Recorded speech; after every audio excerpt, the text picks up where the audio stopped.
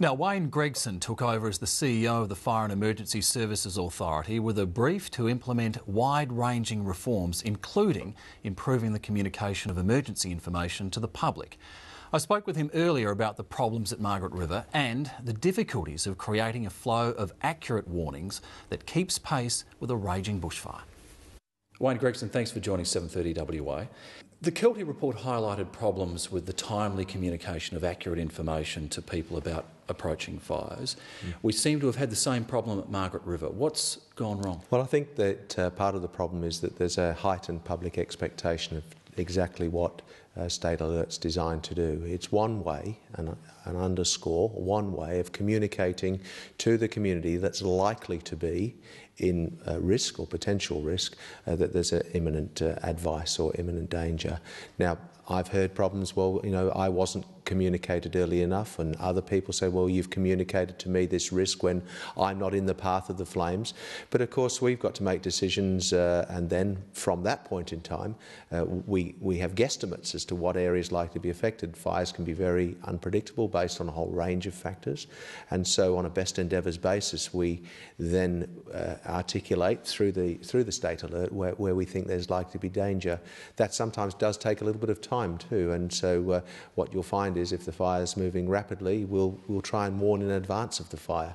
That's not always possible. So what is it about the practical reality on the ground that makes it difficult and sometimes impossible to give that timely and accurate information to everyone? Well, there's a number of variables with fire movement as I understand it, and I've already said publicly I'm not a fireman, neither do I have a great expertise in firefighting, but my understanding of it is that those variables are particularly the weather, the type of fuel load, the sort of the wind changes, etc., and the type of fuel. So there's a whole raft of issues that come into play, and often those things are unpredictable. But it's a hard thing to manage, isn't it? Because we've got the ABC radio constantly telling people to listen to these alerts. We've got FESA constantly reinforcing the fact that this information is going to be pumped out there. What can you say to people that is going to give them an accurate and realistic picture about what they can expect? Well, we try and give people as much public information as possible. And of course, as soon as an incident cranks up, we endeavour to get that message out there through, as you've already said, a whole range of ways. And, the public need to obviously understand that it's a best endeavours basis to try and get those messages out to them, whether it be through State Alert, whether it be through ABC messages, whether it be through other media, whether it be through even door knocking from directions of patrolmen, etc., etc. So there's a whole raft of ways to get it out, and our webpage we constantly try and update and get it as accurately as possible and as timely as possible. I guess the great risk is the mixed signals, isn't it? It's somebody sitting in their house listening to an alert that may be out of date or information that's out of date and seeing perhaps what they see are danger signs out their window with a fire approaching.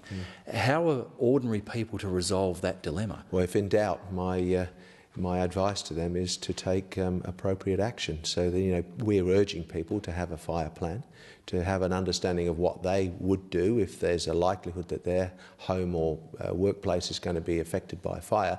And if they're in any doubt at all, they should take the conservative, measured approach and put their fire plan into effect. Do you think the public really understands that on the very worst of days, say a Black Saturday scenario like we saw in Victoria, that no amount of information, that no effort on the part of your people is really going to be able to keep pace with that fire, probably on the ground, let alone communicating that information to people who might be in the path of it? If we have as a community a very serious attack from fire, if Mother Nature turns its worst against us, then there's nothing that firefighters can do.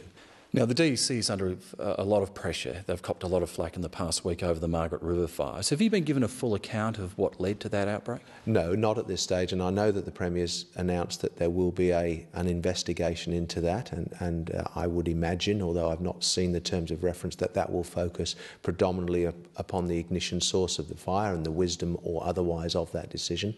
And so I just await that, and I'm almost certain that we will do our own internal review and we'll have the opportunity to contribute to that investigation. I would have thought as the fire chief you would have been given an immediate appreciation of that situation so that you could see whether there was anything that needed to be fixed straight away. Well, no, my focus, the focus has been on fighting the fires, and we seem to have been in that mode since that time. There's been an unrelenting number of issues that we've had to deal with since that time.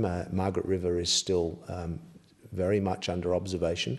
There are other fires raging as we speak, and so I'm quite prepared to leave that investigation to look much more deeply and much more thoughtfully at those issues. Wouldn't you want to know, though, if there was a fundamental mistake, like not properly reading the weather forecast, not properly assessing the risk? Wouldn't you like to know that now, while the DEC is still managing, I think, 50 or so prescribed burns across the southwest? Well, we do work with DEC. We do get advice of that. My FESA personnel are looking much more closely at what's currently occurring. There's no doubt about that.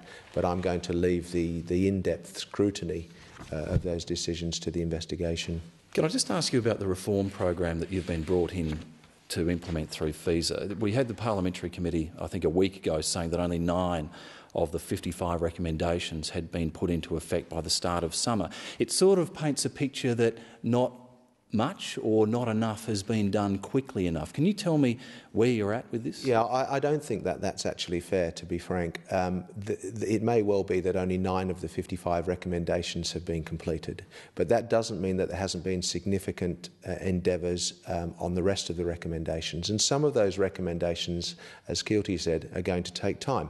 Some of them are cultural reform, some of them are system changes, and we need to consult widely with volunteer organisations and with other stakeholders, with the career fire officers and other government and non-government agencies to make sure that the changes that we are embedding are appropriate, accurate and full on. I guess it's probably too much to ask that we'll have a fire-free Christmas, but I'm sure all West Australians will be wishing you and all of your people well in what is shaping up as a very difficult summer. Wayne Gregson, thanks for your time. Thank you very much.